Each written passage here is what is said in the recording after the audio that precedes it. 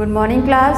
MAVN के online class में class 7th Hindi Avani में आपका अध्याय 8 है पथ की पहचान। पथ की पहचान ये एक कविता है, हरिवंश राय बच्चन जी की ये कविता है। पहले हम लेखक के बारे में थोड़ा सा संक्षिप्त जान लेंगे, इनका जीवन परिचय। हरिवंश राय बच्चन जी का जन्म 1907 में हुआ और इनकी मृत्यु 2003 में हुई। बच्चन जी उत्तर छायावादी युग के आस्थावादी मतलब आस्था रखने वाले आस्थावादी कवि थे। इनका जन्म सन 1907 ईस्वी में प्रयाग के एक सम्मानित कायस्थ परिवार में हुआ था। मधुबाला, मधुशाला, निशानी मंत्रण आदि इनकी प्रमुख रचनाएं हैं। 18 जनवरी 2003 में इनका देहांत हो गया। इनकी बहुत सारी रचनाएं हैं। मधुबाला, मधुशाला इनकी बहुत ही फेमस जो है काव्य संग्रह है, कविता संग्रह है, जो आप लोगों ने सुना होगा कई बार।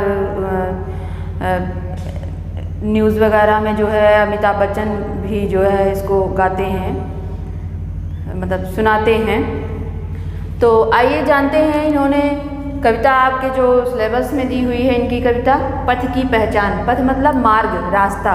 पहचान मतलब उसकी जान परख। प्रस्तुत कविता हिंदी के प्रख्यात कवि हरिवंश राय बच्चन द्वारा रचित है। इन्होंने पाठकों को अपने पथ मतलब लक्ष्य पर जाने से पहले उसका अच्छी तरह से निरीक्षण करने तथा तैयारी करने की सलाह दी है। तो आइए जानते हैं किस चैप्टर के माध्यम से इन्होंने क्या बताया है कि किस तरह से पाठकों मतलब जो विद्यार्थी होते हैं, जो स्टूडेंट होते हैं, उनको किस तरह से अपने पथ मतलब अपने लक्ष्य के प्रति जो है उस लक्ष्य को प्राप्ति के लिए क्या कैसे जो है योजना बनानी है, कैसे उस पर चलना है, तैयारी करनी है। पहली पंक्ति इसमें दी हुई है, पहला पैराग्राफ है। 3 पैराग्राफ इसमें दिए हुए हैं। पूर्व चलने के बटोही मतलब राहगीर, चलने वाला। बाट मतलब रास्ता, मार्ग। पूर्व चलने के बटोही बाट की पहचान कर ले, पुस्तकों में है नहीं छापी गई इसकी कहानी, हाल इसका ज्ञात होता है न औरों की जुबानी। अनगिनत राही इस राह से उनका पता क्या, पर गए कुछ लोग पर छोड़ पैरों की निशानी, यह निशानी मूक होकर भी बहुत कुछ बोलती है, खोल इसका अर्थ पंथ का अनुमान कर ले, पूर्व चलने के बटोही बाट की पहचान करने। हरिवंश राय बच्चन जी कहते हैं कि पूर्व चलने के बटोही मतलब पाठक, विद्यार्थी, स्टूडेंट। बाट यानी अपने लक्ष्य, बाट मतलब अपने लक्ष्य की पाठकों को संबोधित करके कहा गया है। तो बटोही पाठक हो गए यानी विद्यार्थी हो गए। बाट क्या हो गया यानी उनका लक्ष्य, रास्ता, जो उनके लक्ष्य की प्राप्ति का जो रास्ता है उस पे चलने, लक्ष्य की प्राप्ति के लिए चलने से पहले उसकी पहचान कर ले, उसको जान परख ले। पुस्तकों में है नहीं छापी गई इसकी कहानी। वो कह रहा है कि पुस्तकों में कहीं इसकी कहानी, इसके बारे में कुछ कहानी छपी नहीं है, कुछ लिखा नहीं है कि कैसे आपको अपने लक्ष्य की प्राप्ति करनी है। आपको ये योजना स्वयं से बनानी पड़ेगी। हाल इसका ज्ञात होता है न औरों की जुबानी। हाल इसका ज्ञात होता है न औरों की जुबानी। कहता है कि जो रास्ता है, लक्ष्य की प्राप्ति का जो रास्ता है, इसका हाल जो है, इसके बारे में जो ज्ञात होता है, जो पता चलता है, वो औरों के ही जुबानी पता चलता है कि क्या है। अनगिनत राही इस राह से यानी असंख्य लोग, अनगिनत लोग इस राह से यानी लक्ष्य की प्राप्ति से, इस राह पर जिस पे तुम चल रहे हो, चलने वाले हो, इस राह पर अनगिनत असंख्य लोग जो है राहगीर इस राह से चले होंगे। उनका पता क्या, उनका कोई पता नहीं है। इस राह से कई लोग, असंख्य लोग चले होंगे लेकिन उनका कोई पता नहीं है। पर गए कुछ लोग पर छोड़ पैरों की निशानी। उन्होंने कहा कि उन लोगों का पता नहीं है, असंख्य लोग गए हैं ये पता है, लेकिन उनकी कोई निशानी नहीं है। पर गए कुछ लोग, उन्होंने कहा कि कुछ लोग इस रास्ते से तो गए हैं, ये बात निश्चित है, और पर गए कुछ लोग पर छोड़ पैरों की निशानी, और अपने पदचिन्ह छोड़ गए हैं। अपने पदचिन्ह यानी कुछ लोग, असंख्य लोग वो गए हैं लेकिन उनका पता नहीं है, लेकिन उस राह पर गए हैं कुछ लोग।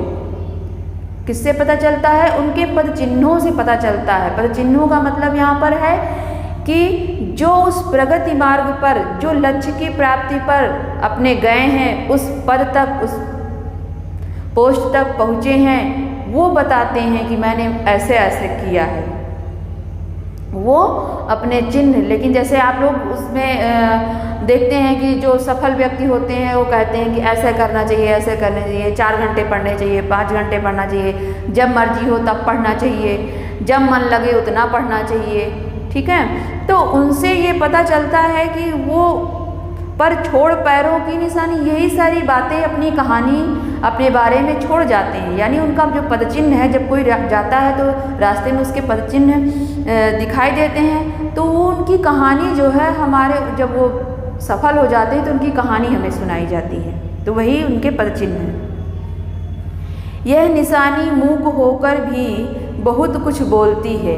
ये जो निशानी है, ये जो उनकी कहानी है, कहानी जो पन्नों पर, पेज पर, किताबों में लिखी हुई है ये कहानी, ये क्या बोलती है? बोलती नहीं है, ये मूक है, ये गूंगी है ये कहानी। लेकिन फिर भी जब हम उसका अनुसरण करते हैं, जब उसको हम पढ़ते हैं, तब ना बोलते हुए भी बहुत कुछ बता जाती है हमें। खोल इसका अर्थ पंथ का अनुमान कर ले। खोल इसका अर्थ यानी जब उसकी कहानी पेज में, पन्नों पर लिखी हुई है, तो उसके अर्थ को पहचानो, उसके भाव को समझो, उसकी कहानी का आत्मसात करो, जो है पंथ का अनुमान करे। पंथ मतलब अपने रास्ते का, अपने जो राह है उसका अनुमान आपको उसी के माध्यम से करना होगा।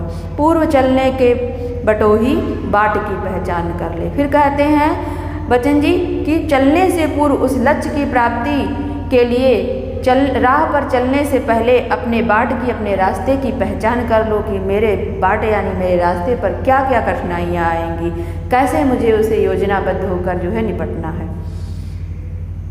यह बुरा है या अच्छा व्यर्थ दिन इस पर बिताना। यह बुरा है या अच्छा है व्यर्थ दिन इस पर बिताना, जब असंभव छोड़ यह पथ दूसरे पर पग बढ़ाना। उन्होंने कहा कि यह बुरा है या अच्छा है, इस पर समय व्यतीत करने से क्या फ़ायदा है। पहले सोचते ही रहो बुरा होगा या अच्छा होगा, नदी के किनारे बैठकर ही सोचते रहो कि तैर कर जाएं, ना जाएं, डूब जाएं। तो प्रयास करना हमारा कर्तव्य है। यह बुरा है या अच्छा व्यर्थ दिन इस पर बिताना, इस पर समय व्यतीत करने से बुरा है अच्छा है इस पर समय मत व्यतीत करो, जब असंभव छोड़ यह पथ दूसरे पर पग बढ़ाना। उन्होंने कहा जब तुम्हें असंभव लगे तो क्या कहते हैं कि उसी ही पल जो है आप जो है दूसरे पर पग बढ़ा, दूसरे ही पथ यानी दूसरे रास्ते पे अपना पग बढ़ा दीजिए। तू इसे इच्छा समझ, यात्रा सरल इससे बनेगी। फिर कह रहा है कि तू इसे इच्छा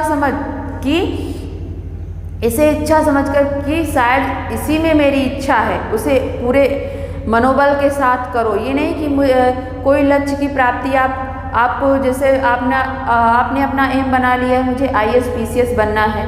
अगर मान लीजिए आप IAS PCS की तैयारी करते आप IAS में तो 3 या 4 अटैम्प्ट मिलते हैं तो उसका चला गया, फिर PCS में भी 40 ईयर नहीं मिलता है तो आप उस पर निराश मत होइए। वही कह रहा है कि तू इसे इच्छा समझ, शायद आपके लिए कुछ और उससे भी बड़ा कोई लक्ष्य रखा हो, कोई पावर पोस्ट हो। तो कह रहा है जब असंभव छोड़ यह पथ दूसरे पर पग बढ़ा, जब तुम्हें ये काम लगे कि असंभव है, मैं इसमें सफल नहीं हो पाऊँ, दूसरे ही पल आपको दूसरे पथ पर जो है मार्ग पर अपना पैर बढ़ा देना चाहिए। तू इसे इच्छा समझ और पूरे मनोबल के साथ उसको करना चाहिए, निराश होकर नहीं करना चाहिए। यात्रा सरल इससे बनेगी। और जिस काम को आप पूरी इच्छा के साथ, पूरी दृढ़ संकल्प, दृढ़ शक्ति के साथ करेंगे तो उसमें आपको जरूर ही वो आपकी जो यात्रा होगा, जो आपका लक्ष्य होगा वो सरल हो जाएगा। सोच मत केवल तुझे ही यह पड़ा मन में बिठाना। कह रहा है कि सोचो मत, केवल तुझे ही यह पड़ा मन में बिठाना, ये मन में बिठा लो कि मुझे वो करना है और पूरे उत्साह, पूरे जोश के साथ उस कार्य को करो।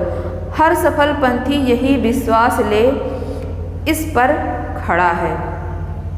हर सफल पंथी, यानी पंथी मतलब राहगीर, हर सफल जो सक्सेसफुल पर्सन है, यानी जो सफल व्यक्ति है, वो यही विश्वास से ही बढ़ता चला जा रहा है कि मैं सफल होऊंगा इस पर। तू इस पर आज अपने चित्त का अवधान कर ले, पूर्व चलने के बटोही बाट की पहचान करने। फिर कह रहा है तू इस पर आज अपने चित्त का अवधान कर ले। अवधान मतलब ध्यान आकर्षित करो। तू इस पर आज अपने चित्त यानी अपने मन, मस्तिष्क, दिमाग से जो है इस पर ध्यान दो, जो आपका, जिस पे आप काम कर रहे हैं। ये मत सोचिए कि मेरा लक्ष्य ये था, IAS PCS बनने का था, ये बनने का था, वो बनने का था, मैं उसमें सक्सेस, वो नहीं उसको गेन कर पाए तो क्या हुआ। आप दूसरे ही पल जो है अपना नई रास्ता, नए जोश और नए उत्साह के साथ नए लक्ष्य की प्राप्ति की ओर बढ़ चलिए और पूरे उत्साह, पूरे दृढ़ संकल्प के साथ उस पर काम करिए। आप निश्चित रूप से ही सफल होंगे और उसमें पूरा अपना ध्यान लगाइए, रुचि उसमें दीजिए। तीसरे पैराग्राफ में फिर कह रहा है अनिश्चित किस जगह पर सरित गिर गहवर मिलेंगे। है अनिश्चित, कह रहा है कि अनिश्चित है कि किस जगह उस लक्ष्य की प्राप्ति पर जब आप चलेंगे तो रास्ते में आपको अनिश्चित है, कोई निश्चित नहीं है, अनिश्चित है कि कहाँ किस जगह पर जो है आपको सरित गिर गहवर मिलेंगे, यानी कौन कौन सी कठिनाइयाँ आपको मिलेंगी। नदी, पहाड़, पर्वत, ये सारी मतलब बड़ी बड़ी कठिनाइयों का सामना करना पड़ेगा। है अनिश्चित किस जगह पर बाग वन सुंदर मिलेंगे।